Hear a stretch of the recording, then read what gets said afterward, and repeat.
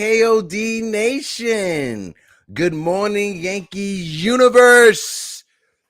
You degenerates, wake up and get your coffee. This is another episode of the Yankees Morning Brew, and we are live on YouTube. We are live on Twitch, and I got a co-stream going live on Instagram Live with my man Jigga Man Portito. What is good? Everybody who is here, if you can, you could just click the link that's in my bio, switch on over to YouTube, join the conversation. But me and Jigga, we gonna get into some conversations. Ooh, that rhyme, bars, Dom DeMarco. Oh, I'm on fire this morning. But before I get into all of that, Yankee fans, I know we had a stressful weekend. My guy, Dos Tobaccos, what is good? Listen, Too Blunt. Click that link in the bio that I have. Jump up over to YouTube and join the conversation, big fella. But Yankee fans, it was a tough weekend. We lost 2 out of 3. We got swept in the doubleheader, both games. There was a little bit of drama going on. My man Foxy, what is good? The Sly Fox. Absolutely, I agree with everything you said at the end of this comment. But for TOS reasons, I will not repeat it. But you know what? Fugazi. He's Fugazi. Chapman is Fugazi. Absolutely. Now, before I get into all that, there was a little bit of drama that we just have to address. And, I hate having to do it, but this whole Tim Anderson and Josh Donaldson fiasco, it just got my head in a spin and in a loop. And people that know me personally, know that this type of situations is not a joking matter to me. But when it comes to this, and you look at everything that was says, Josh Donaldson, in my opinion, was wrong. You could say what you want to say about Tim Anderson, how he plays the game and stuff like that. But me personally, if I have bad blood with somebody, if me and somebody was literally arguing 2 weeks prior and we're not on good terms, and you say something slick to me, I'm going to take it some type of way, and I'm the type of person that maybe I need to work on this. But if you meet me with your energy right here, I'm going to meet you with the same exact energy that you bring to me. I don't care what happens. Every time I be driving through the streets of New York City, you guys know how that New York City traffic is. Somebody will honk the horn and curse me out. Their energy is right here, and my energy will be right here at the same time. It's not good for my heart and my blood pressure, but I always meet you with that same exact energy. And that's what, it seems Tim Anderson and the White Sox did. Afterwards, Josh Donaldson said the whole Jackie Robinson thing. People know how much Jackie Robinson means to Major League Baseball, not just to society, but to MLB, and how they make campaigns and everything. So, MLB is not going to take this lightly. Last night, if you guys saw the ESPN coverage of the game, Eduardo Perez got into it, and he said it perfectly. He said, this is not needed in this day and age. Whether it was a joke, it was a tasteless joke. You may have said it was a joke, but it was tasteless, it was classless, and it just wasn't the right spot. Now, if you want to say that Tim Anderson looks like Gumby on the field, go ahead. He looks like Gumby. He looks like a blockhead. But with the whole Jackie Robinson thing, that just crosses a line that I just personally feel you shouldn't go there. That's just me personally. I would have never done it. I would have never said it. Just like Aaron Boone. I think Aaron Boone handled it well. I think Major League Baseball will throw some suspensions. I think we should see some not should, but we will see some suspension coming down from the MLB office towards Josh Donaldson. Whether it's 2 games, whether it's 3 games, I don't know. But the backside of this and the flip side of this is all this drama is just taken away from the great season that we're having. We're still the best record in baseball. We're still first in our division. This is the best team we've had since the 2009 championship. If you look at the year that Aaron Judge is having, 15 home runs, 36 games into the season, he's on lists and he's on paths with Babe Ruth, Alex Rodriguez, where he won his MVP in 07. Mickey Mantle, like the names that he's the numbers that he's doing is on a list of names that are just Hall of Famers. And when it comes to Aaron Judge, I said it, pay that man. And on May 23rd, I'm making a prediction. The Yankees are going to offer Aaron Judge a 7-year, $310 to $325 million contract. They could probably land at 315 for 7 years just because it brings Aaron Judge to 45 million a year. That will make him the highest paid player in all of Major League Baseball. He will be paid more than Matt Scherzer's 43.4 million, whatever it is. And I think that's what Aaron Judge needs to be in order for people to be happy. I think for Aaron Judge, he wants to be known as the highest player in baseball. He wants to be treated that way, and the Yankees have to figure this out before they hit arbitration. Because if you guys don't know how the arbitration is set up, the arbitration is set up like this. You have two parties coming in. You got the Yankees and you got Aaron Judge. Aaron Judge is going to say, this is why I think I deserve to get paid. Now, mind you, he's only getting paid 17.5 this year. In arbitration, he wants 23. So the Yankees are going to try to counter off that. Aaron Judge is going to be like, I want to get paid 23 in arbitration for this year. And the Yankees are going to have to put out an argument of why they think he shouldn't get paid. So they're going to list out a bunch of things of what we don't like, why you shouldn't get paid, why this shouldn't happen, why that shouldn't happen, this, that, and the third, all this extra stuff for it to come around 6 months later for you guys to discuss a long-term contract extension during the offseason. You know, the way that the Players Association and MLB set up the new arbitration, because before it was before the season, but now in the middle of the season, it just puts more pressure and it puts the team more of in a hot spot, you know. So I think that the Yankees need to figure this out before the offseason. That way Judge and the Yankees could skip that arbitration process and just have a good rest of the year and just continue that relationship. Do I think the Yankees are going to trade Aaron Judge? Absolutely not. I don't think the Yankees are going to trade Aaron Judge whatsoever. Would I be surprised if there's a trade? Yeah, I'll be surprised. But hey, you never know. And as much as I love Aaron Judge, ever since he was a rookie back in 2017, 2018, as much as I love Aaron Judge, I love this jersey even more. You understand? And that's why the Yankees, there's no names on the back of the jerseys because it's either the logo or it's a no-go. Point blank, period, when it comes to the Yankees. But Foxy, he said the Yankees should have known this about Donaldson. Why do you think he's called the meanest person in baseball? Absolutely. Foxy, I 100% agree with you. Now, Josh Donaldson seems like, and you know, shout out to NYY Sports Network, no, NYY Seminetti, whoever. It's a guy that I just started following this weekend. He had Ozzie Guillen Jr. on the show, and Ozzie Guillen Jr. basically said, you know, he has close relationship with Josh Donaldson. He says Josh Donaldson is a teammate that the teammates love. He's a voice and he's a character in that locker room that teams love and teams need. But at the same time, he said Josh Donaldson is a dick. Like point blank period. He said Donaldson is a straight up dick. If you're not on Josh Donaldson's team, he will literally be the worst person to you ever. Basically, Josh Donaldson is like Sid from Toy Story. If you guys know who Sid, that's what Josh Donaldson is in real life. And that's how his character is. Now, I get it. You want to be animated. You want to get into people's head and stuff like that. I just don't like the whole, I'm going to play innocent. I said something and I'm going to play. And that's what I don't like about the situation. But moving on from that, this whole situation with the contract, Yankees have to figure that out. Let's move past this Josh Donaldson, Nestor Cortez Twitter thing, because these past 2 weeks, all this extra noise that's being talked about right now is taken away from this team, and I don't want it to mess up any chemistry that's going on. So before we continue, pay this man, back up the Brinks truck. If you gotta pay Rick Ross to sing that song, back up the Brinks truck at Yankee Stadium while Aaron Judge is signing his contract, you do that. You get what you can from it. It's like the whole Juan Soto situation. We'll talk about that later. I want to get into that with Jigga Man.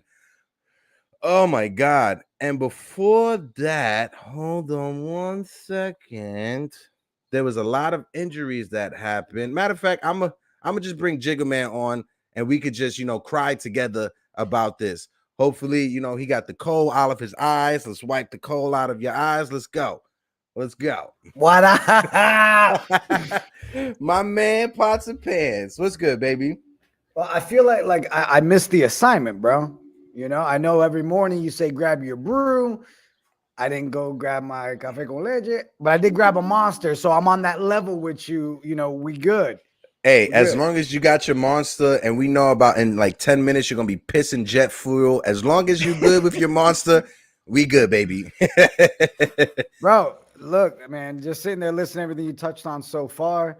I mean, I'll go back real quick to the Josh Donaldson situation. Mm-hmm. I think the highlight of what you said there was it's another distraction that takes away from the amazing play that we've got going on right now.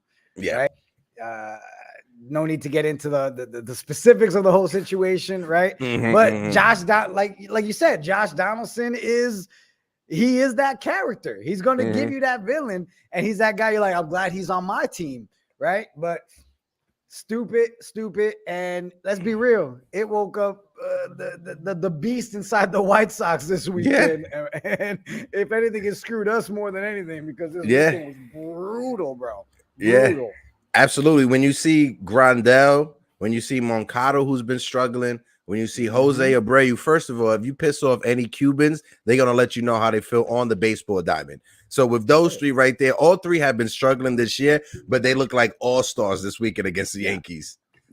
Yeah. So thanks, Josh. Good job. Thank you, Josh. Good job. Thank you, buddies. Josh. Like Ozzie Guillen Jr. said, you're a dick, But bro, the verdict's out. The Yankees, we've been hit with this injury bug, bro. Like it's worse than a mosquito on the summertime. Let's start with Chad Green, bro. What's your thoughts on this? Oh man, I'm a big Chad fan, man. I love Greeny. He looked decent to start the year, and it's just brutal, man, to lose him for the whole season. And then how it is in the league.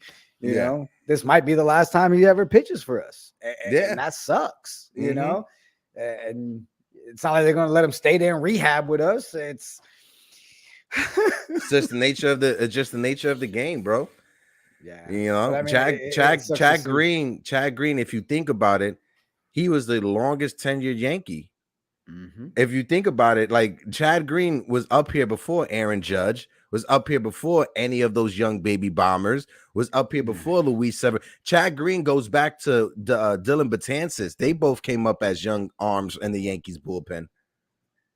Man, yeah, and just it's brutal. It really is, especially when he's that guy you can count on. Yeah, sometimes he has his issues, right? We saw it last year, gives up a long ball here and there. But when Chappie's playing the way Chappie's playing, you always feel comfortable when you have a Chad there to, possibly be that guy you go and close it out and not just use him as a reliever. And it hurts, man. Definitely. Don't know who replaces that in our rotation. I really don't right now. And one thing that, we could knock on wood for before this weekend is that this entire season so far, the Yankees have been healthy. Besides Tim LeCastro, the Yankees have been healthy this entire season. And you remember, I think going back 2 years ago, when the Yankees were getting injured left and right, hamstring here, oblique here. Brian Cashman, it was so bad, even fans were just getting injured. I felt like everybody. It was just like, boom, I walked out my house, twist my ankle. I'm like, what? Yankees! I pulled an abdominal muscle laughing at this like crazy. But a few years ago, Brian Cashman made a conservative effort to switch to training staff, right? We saw it last year. We saw it during COVID lockdown. Like 2020 decided we're going to flip all this because something's up. And we've seen it this year because Stanton and Judge have both been healthy, especially Stanton playing right field and Judge switching over to center field. What do you think about that whole situation of Judge and Stanton being able to rotate in the outfield like that? I honestly love it, dude. I really do. And I think, like you said, going through the injuries, the man was injured and he was playing DH most of the time. Yeah. And here he is playing more time than he has in forever, and healthy. So obviously the changes they made in the training and all the conditioning and all that is a huge part of how this season has started, because I feel like we went into this season again like we're going to lose everybody. Everybody's going to be hurt. Like Yeah. I started feeling like we had people in there with voodoo dolls, bro. Like Yeah. underneath Yeah. pillows in the locker room. It was like you today you're gonna break something just They because had somebody you're brought here. a billy goat to the locker room. Somebody brought a billy For goat. real. A black cat was loose in Uh, the locker room. but I mean, I do love the rotation. I think it's playing out well, right? Hmm. Will it be some of that last all season? I guess we'll find out, see how Hmm. that wear and tear goes as we keep going. But I think right now it's a smart play by Booney, and I think it's working in our favor Hmm. big time. Yeah, absolutely, absolutely. And credit goes a lot to, and I don't know, Yankee fans, there's a small section of it that can't stand Aaron Boone or can't stand Brian Cashman, but credit goes to the both of them. We Yeah. have the best record in baseball, and our manager is a part of that. Our GM is a part of that. If you look back these past 10 years, right, the only hiccup on Brian Cashman's resume was that Jacoby Ellsbury deal. That basically was it. If you It look at still the hurts. Mike, it still hurts, but if you look at the Giancarlo Stanton deal that we made, it was basically we stole him away from the Marlins. Thank you, Derek Jeter. Yeah. We stole him away from the Marlins. And I was looking at his stats yesterday just to break down this episode. He's been with us for 5 years. This season makes 5 years. Time goes by like that. It's crazy, right? He only played 7 seasons with the Marlins. He's about to be at that point where he's played more seasons for the Yankees than the Marlins. It's crazy. Like when you think about that, it's like, wow, time really has flown. And this year has been the best season he's had with the Yankees when it comes to Stanton. Will we see him at the All-Star break? Because I know I'm voting for him. I mean, I would. I mean, he's leading our team in RBIs, Mm-hmm. right? The guy's coming in just, and that's the thing. As Yankees fans, every year we look at Stanton like we know what we have in Stanton, Mm-hmm. and it's when he has those ruts that we sit there and like true Yankees fans, start questioning everything. Oh, Stanton, let him go. But this is what we want from Stanton, and he just looks so good right now. I mean, what's he at? 11 home runs. He's at 11 home runs. He's batting 296, and he's leading our team with 33 RBIs. I want to say, if I'm not mistaken, something right around there, along right? those lines. Yeah, right around there. Yeah, I mean, again, to me, it's always the longevity. Is it going to be some of that we see him make it through a whole season? And not just batting well, but health wise. Are we going to get a full season of Stanton being what we've always wanted Stanton to be?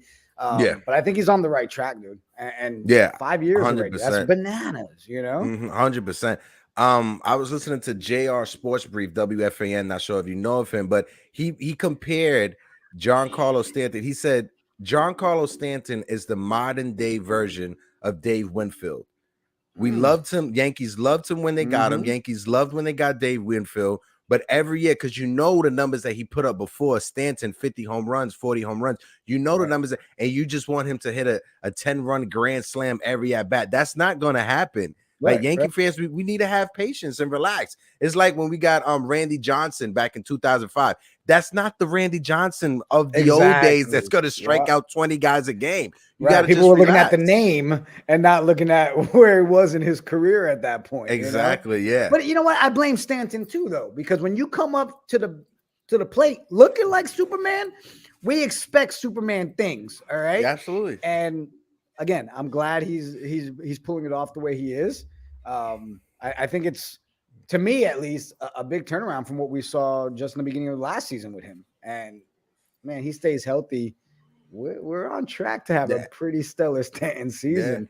Yeah, absolutely. And Judge with him. Come on. Foxy, just so you know, I'm not giving him too much credit because there are some things that I will criticize Cashman for. But let's take these Yankees, right? Put them to the side, and let's take the Knicks, right? If the Knicks had the last 10 years that the Yankees had since 2009, one championship, the playoffs every year, minus 2 or 3 seasons or whatever, you would take that. Like if Brian Cashman was the GM for the Cincinnati Reds and his resume these past 12 years has been a championship in 2009, the playoffs every year, minus 3 seasons, you would take that as a fan though, but I understand us Yankee fans, we want to win every single year, which I love. I love having a team and I love having ownership when the mentality is you're going to win every year and we're going to do everything we can to get you to that point. Yeah, and you know what, Foxy, I don't disagree But I'm not saying we're giving Cashman too much credit, Mm-hmm. right?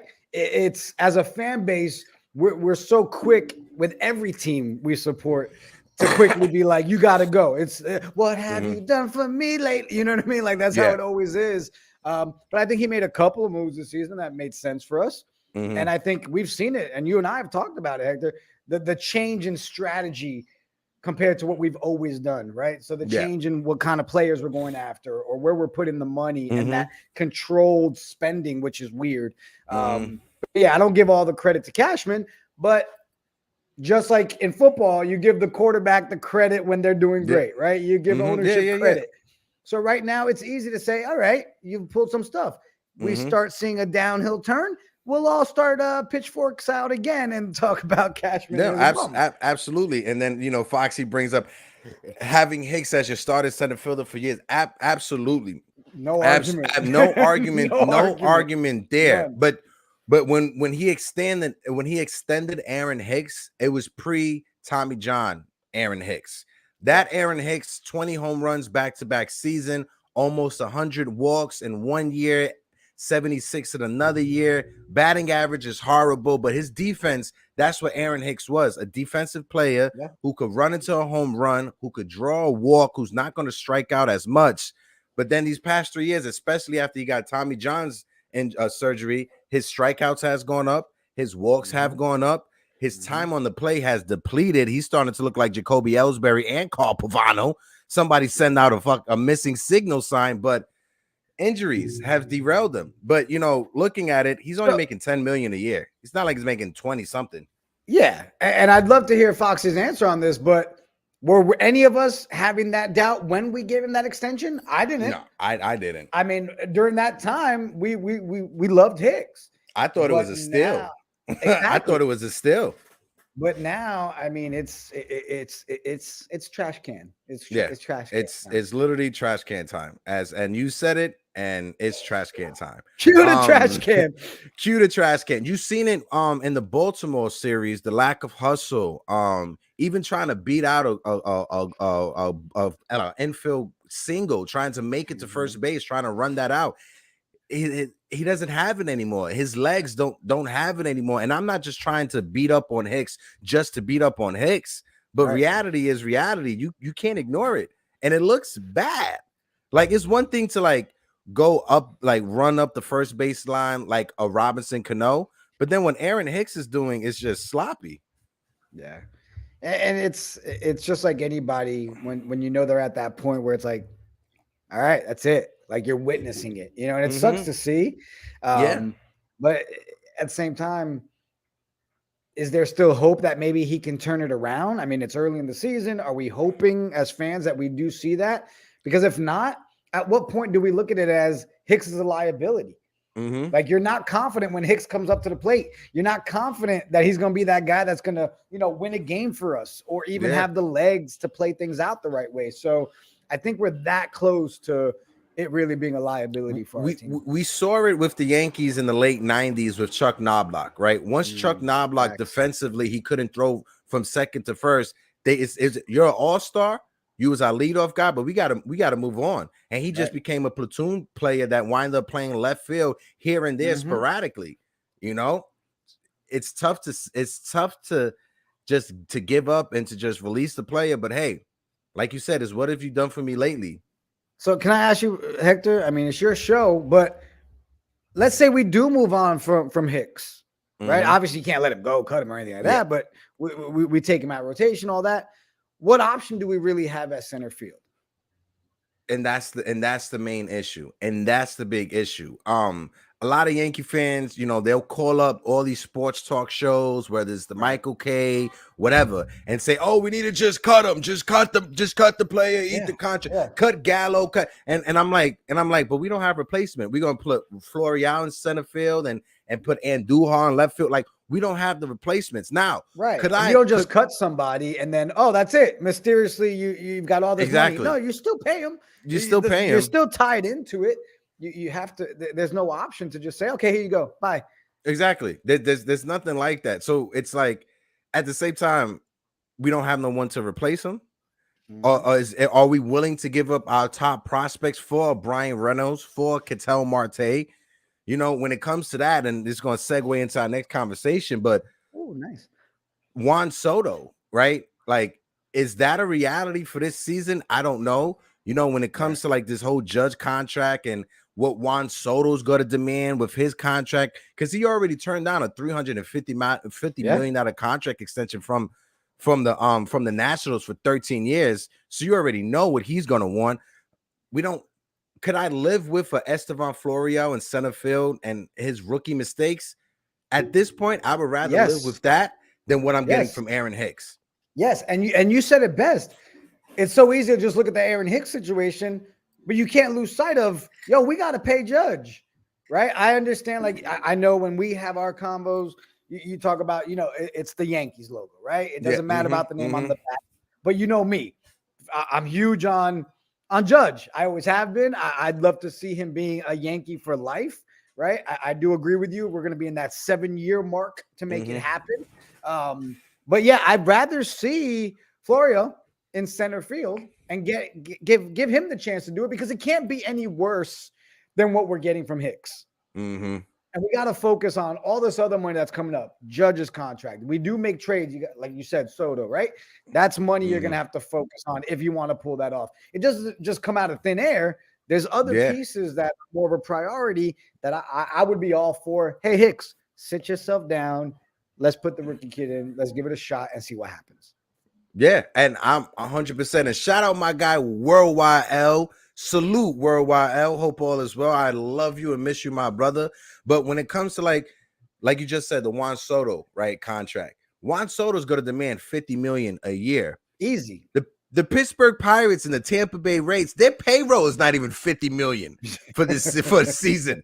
So if you think about that, like he's going to get paid more than some teams' entire payroll. So when you look at the financial aspect of it, 75 to 80% of major league teams are out of it, right? The big dogs would be the Yankees, the Dodgers, the Mets, and maybe the Texas Rangers. Those 4 teams, and then maybe some mystery team, are going to be competing for Juan Soto's services.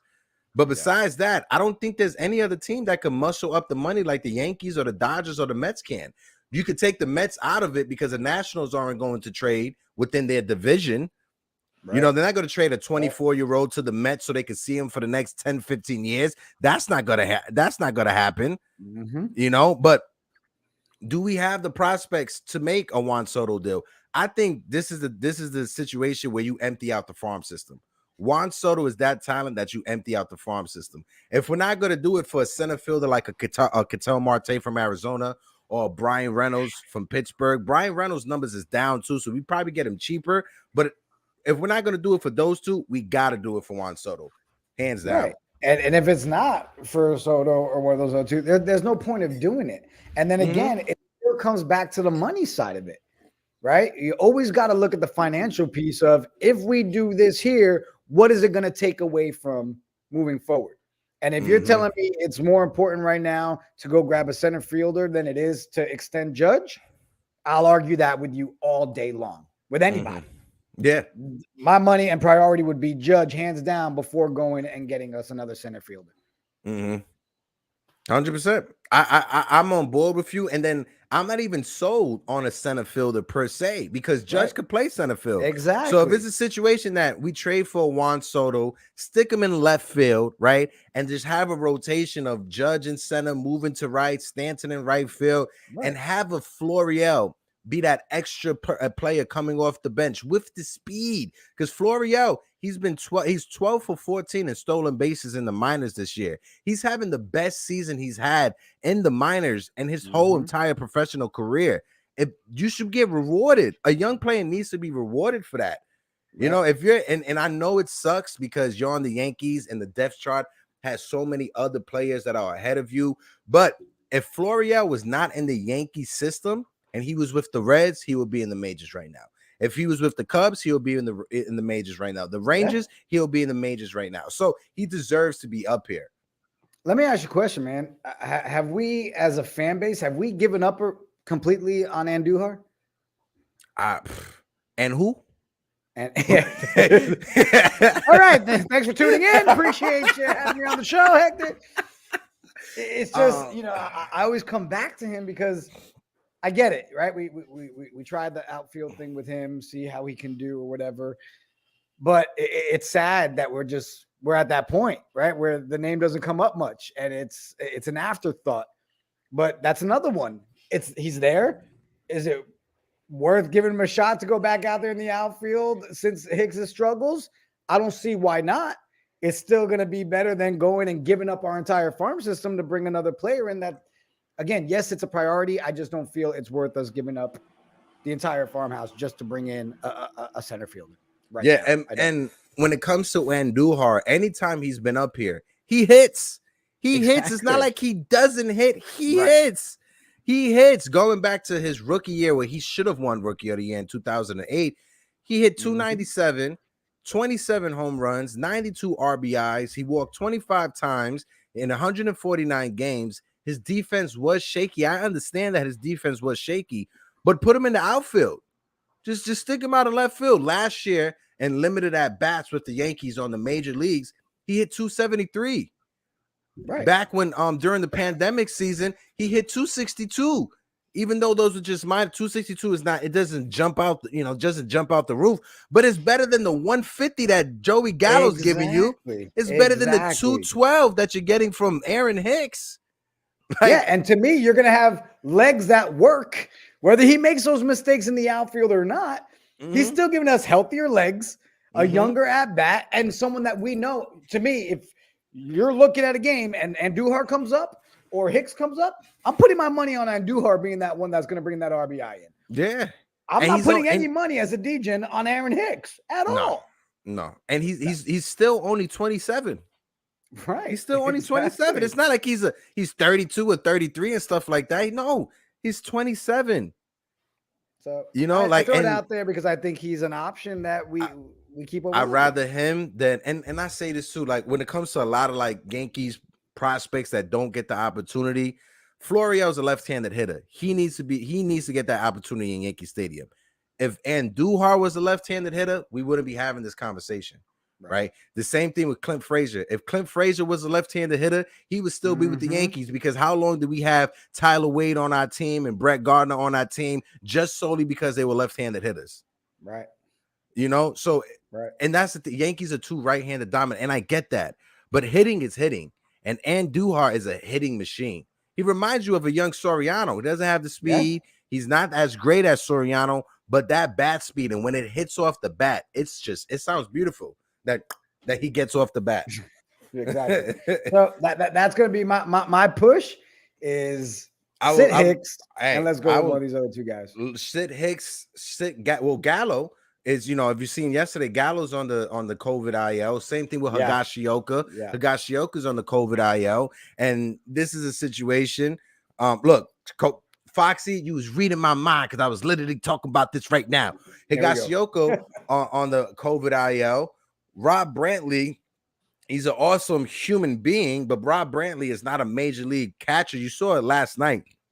He had so many balls in the dirt that he just couldn't stop. It was bad to see. That's why at the end of the game, that's why Loaisiga is good with his curveball and his fastball. If he can't throw his curveball in the dirt, you're gonna be able to just tee off of him like his T-ball. Yep. Period. But we need to address our catcher situation. The catcher we got from Minnesota, Ben Voigtbeek, has an oblique issue. I've dealt with an oblique issue this entire year or whatever. He won't be back. He may not even come to us until the All-Star break or to the trade deadline. Right. So, yeah, this is one of those ones where you can sit there and talk about it, and I feel like any conversation you have when it comes to the catchers, you're talking in circles because you really have no answer on what we do.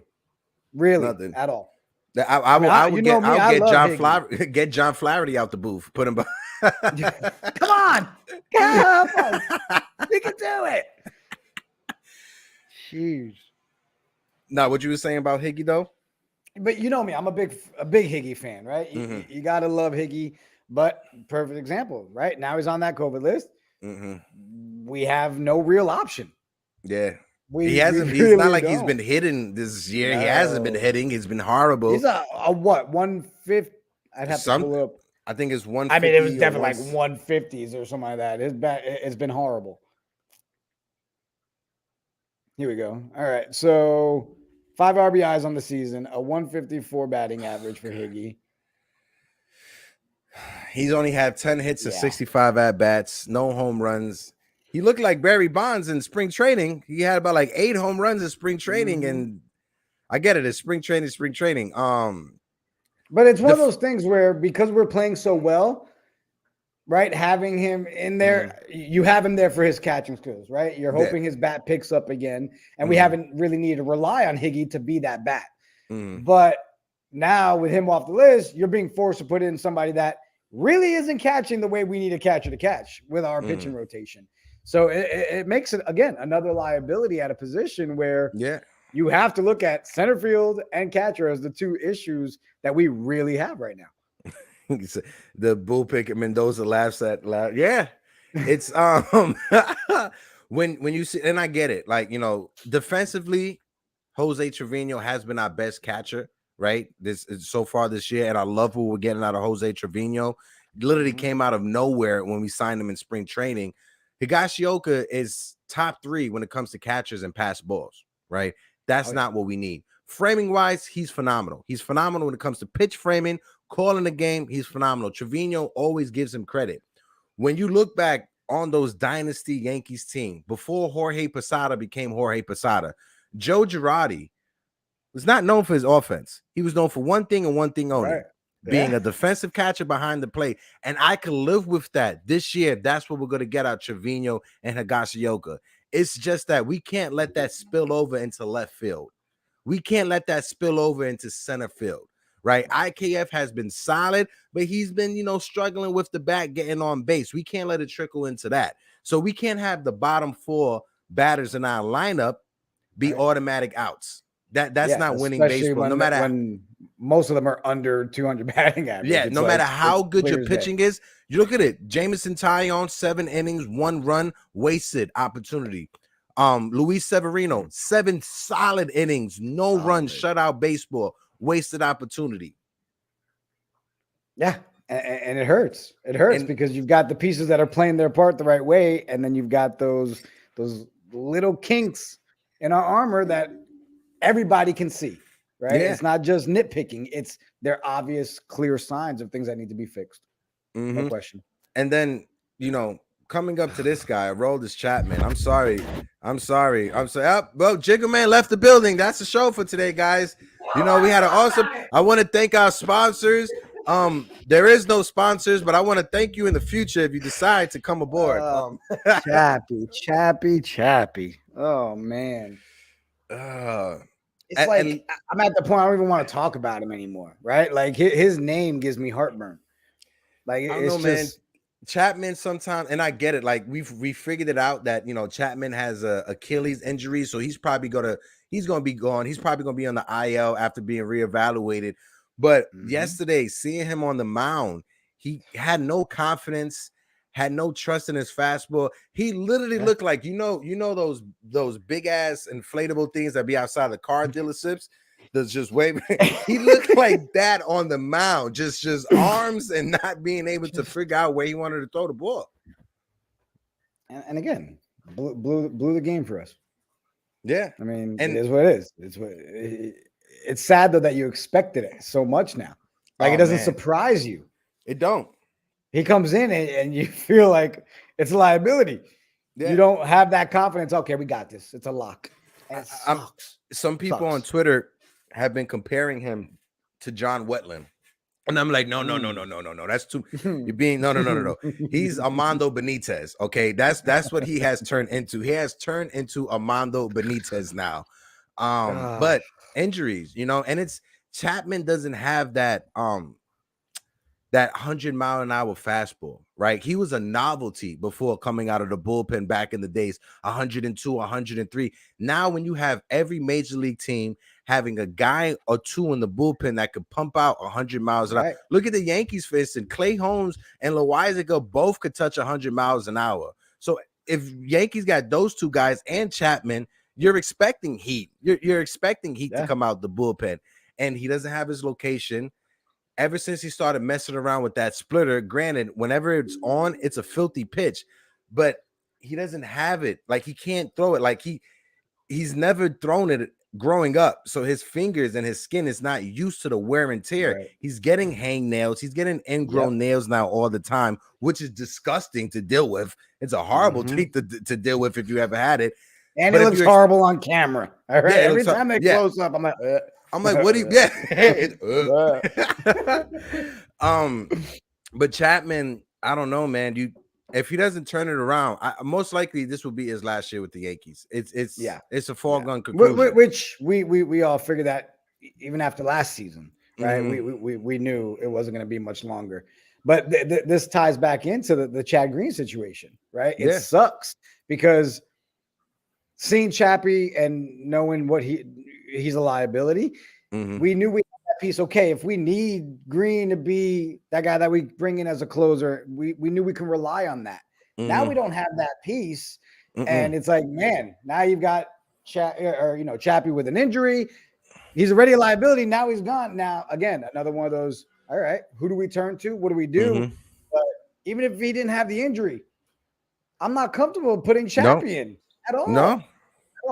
No. And Aaron Boone and Brian, they haven't come out and said that, okay, we're moving on from Chapman as our closer. You can only go off of the actions that you see on the field. So bringing in Chapman in a tie game, right? You don't do that at home with your closure. So they may not have come out and said it, but from the actions that we're seeing and what they're doing on the field, it's showing that Chapman's days as the Yankees closer is over. It seems like that they're passing the mantle over to Clay Holmes. Yeah. And I'm not sure if, like, now granted, we could throw as many hypotheticals as we can when it comes to this injury and try to look into it.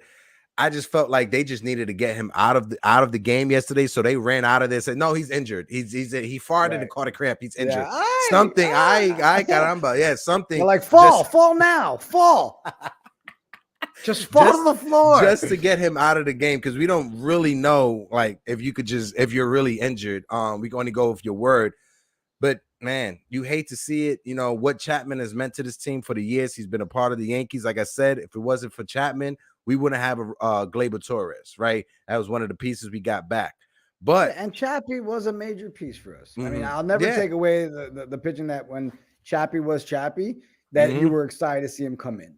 You know, it's the last 2 seasons for sure, especially last season too. It's just that, nope, it's not gone. The same. It's not gone. There.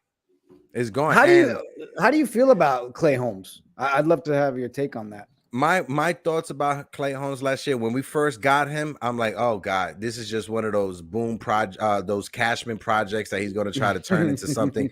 But I love it. What we're seeing right now is the analytics are working when it comes to him. Right. When he was in Pittsburgh, apparently, they didn't want him to throw his fast, but they want him to live off of his breaking ball. In New York, it's the total opposite. They're like, no, your sinker is disgusting. His sinker, and it's blasphemy to say this, his sinker acts like Mariano's cutter.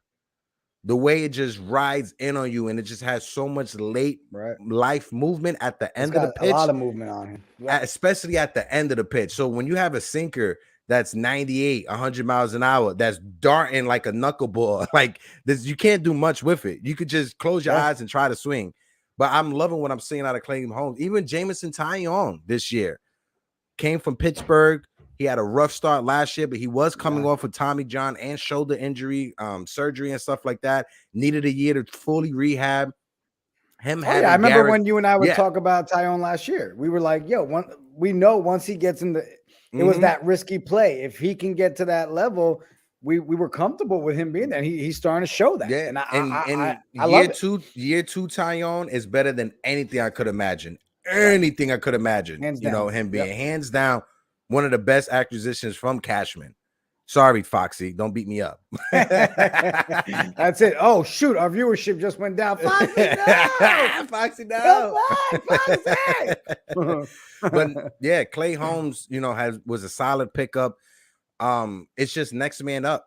We got arms Yeah. in the minor leagues. We're just gonna have to bring them up, and hey, now is your time to shine. Every major league team deals with injury. The White Right. Sox, Elo Jimenez is out. Johnny Cueto just came back. They're missing a big arm out their bullpen, the left-hander that throws 100 miles an hour. So every team deals with injuries. It's just the Yankees are dealing with them right now. The Mets, Matt Right. Scherzer's going to be out for how long? DeGrom hasn't pitched or whatever, but they're still handling their team has their handling. And shout out to their center fielder. Name is skipping me right now. Oh my God, brain fart. But his grandmother just passed away. Starling Marte's grandmother passed away early a few days ago. He took some time off, but his first game back, he hit a home run in Colorado. So his grandma was looking down on him, and he knocked that one out the park. And shout out to Marte. He said, "Jigga is my favorite." There closer. we go. Let's there go. It is. That is bringing in the righty. Bringing in the righty. Bring him in. Bring him in. Like, at 4'2". I'm like, what do you mean? I'm 5'7". Come on. 5'7.5". God damn it! Give me that Right, whole I know half. for a fact. Okay. That's it. Foxy, officially my favorite person. Sorry, we're while I see you in the chat too. All right, but Foxy just signed me to a contract. All right. But just one few more questions, before we dip out. But does this team, compared to what the team was last year, are your expectations met, exceeded, underachieved? What's your total thoughts on this team? I don't feel like the Yankees ever exceed my expectations, right? Because us Yankees fans, our expectations are through the roof. All right. Exactly. I think they are way ahead of what I expected to start the season, which excites me. I think if you're the casual Yankee fan, you're ecstatic right now, right? Mm-hmm. But those of us that truly watch every game, that truly look at the stats, that look at everything, we see some of the things that we're worried about, and we're hoping those things get fixed right away. But I think this team has got me way more excited than I've been over the last couple of years. Mm-hmm. To have guys that are all hitting at a pace that's ridiculous, home run wise, ball wise, and not just focusing on the long ball to win games. I'm excited for where we're at. If we stay away from the injury bug that we've dealt with over the last 2 years, I think this is the season that we get really hype as Yankees fans altogether. Yeah. And, I know a lot of Yankees fans this offseason wasn't truly happy with like the front office and the moves that they made or whatever. Listen, Anthony Rizzo has been solid for us. His batting average may be 220, 230, but he has 10 home runs. Matt Olson, who every Yankee fan wanted to empty the farm system for, he's hitting 242, 4 home runs, and 153 at bats. He's only got 37 hits. His on base percentage is a career low, worse than he's been ever. So it looked like we dodged the bullet with that. Matt Chapman, who like Yankee fans wanted to be the shortstop before we got IKF, he's in Toronto. He's having a career worst season when it comes to fielding and hitting. We had a series against Toronto that, Matt Chapman had an error that gave us the opportunity to come back. So, I understand when we see a shiny, a big shiny toy. Yeah, but I remember when the Olsen talks were happening, you were like, no. Like, it doesn't make sense for us. It doesn't. Like, it doesn't make. Yeah, especially trying to give up all those assets. And one thing about when it comes to Oakland, right? I love the Oakland A's, their history. I love the green. I love that hat logo. But when it comes to making trades with Oakland, I don't trust them. We have a bad history when it comes to making trades. With Sonny Gray, for instance, was horrible for us. When you look at Matt Mulder, when they traded him away to the Cardinals, he was injury prone. Rich Harden was injury prone. So it seems like the A's get everything out of their players before they trade them off and they become injured. Miguel Tejada was an MVP. He was solid in Baltimore, but he was never the same that he was like he was in Oakland. So you got to be patient. You got to trust the process. Just trust the process. Look what happened with Washington. That left-handed pitcher escaping my name, but 2 years ago he was a free agent, the best free agent pitcher that was on the market. Corbin. Yeah, Patrick Corbin. Boom, thank you. Yeah. He's horrible. The Nationals are trying to get rid of. Everybody begging for him. Get Corbin. Patrick Get Corbin, Corbin. get Patrick Corbin, get Patrick Corbin. He signed that So- big deal with Washington, and now Washington's trying to get anybody to eat that contract. But here's my thoughts on the Corbin thing, because I was on the bandwagon of, hey, let's get Corbin. So was I. I really feel that they don't use him the right way over there. I think that first season he was with them, he did play well. Yeah, when they got the sign him. championship. Yeah, they got a championship out of You it. know, Yeah, the kid killed it.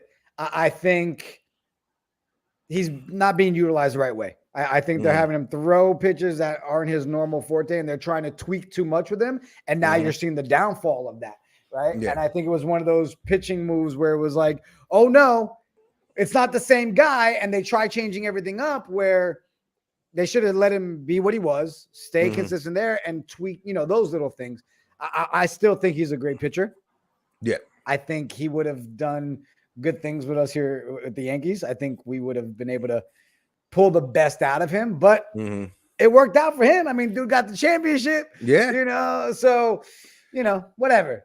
If the Yankees could flex their financial muscles and make that deal with Washington for Juan Soto, throw in some prospects, Yankees could eat the Corbin contract. Yankees could eat the Strasburg contract. This is when you flex your financial muscles, and the Yankees got the cachet and they got the money to do it.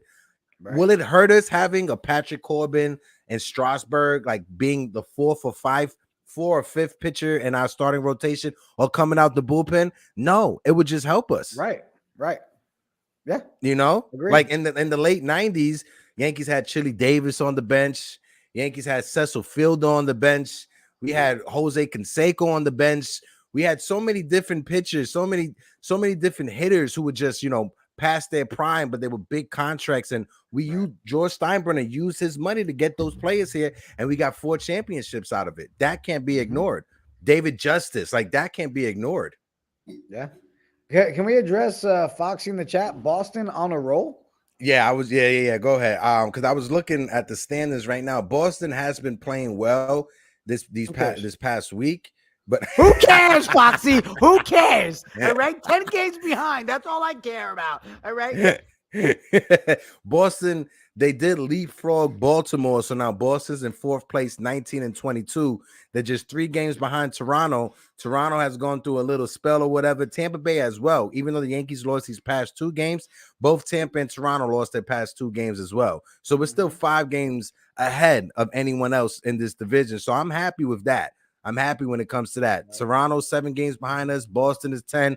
Baltimore is 12.5. But talking about Baltimore, not sure if you saw it, but Adley Rutschman made his major league debut. Adley Rutschman, the top prospect from the Baltimore Orioles, catching prospect, one of the best prospects that we've seen in a long time, had a triple in one of his first games. And Baltimore has something special with him. They're gonna love Adley Rutschman. I love his attitude. He came out on the field. The first thing he did was go to the home plate umpire, shake his hand, introduce himself, and he soaked it in. Like he literally stood there, looked around, and he said, you could read his lips. He said, "Oh my God, I'm here." And you just gotta love that. Like you have someone that's in your life or whatever that is a young baseball player. I'm not going to reveal relationships, but you have somebody who's young in your life, and if they were able to make that, or they were able to have that experience, that's something that you could share and enjoy for the rest of your lives. Yeah. And speaking of the Orioles, you got to love the Orioles taking 2 games away from the Rays in that series. I mean, like, if there's any time I want Orioles to win, it's when they're playing those interdivision games. Yeah. Thank you, Orioles. Thank you. Yes. Thank you. Yeah. No, absolutely. They win the game. I felt like the catcher. I want to walk up to the ump and be like, "Hi, I'm Diggy Manporto. We're here. Thank you, Orioles." So I'll take 2 losses. And this division, right? It seems like this division is going to like the winner of this division is going to be the team that beats up on Baltimore and beats up on Boston. The bottom 2 teams, whatever team has the best record against those 2 teams, that's who's going to win the division. Last year, I think it was 3 or 4 games behind Tampa Bay for the first place. We lost 10 more games to Baltimore than Tampa Bay lost. Right there is the division. And I don't. Baltimore last year, that's what decided the division for us. Isn't that crazy? It's crazy. It is crazy.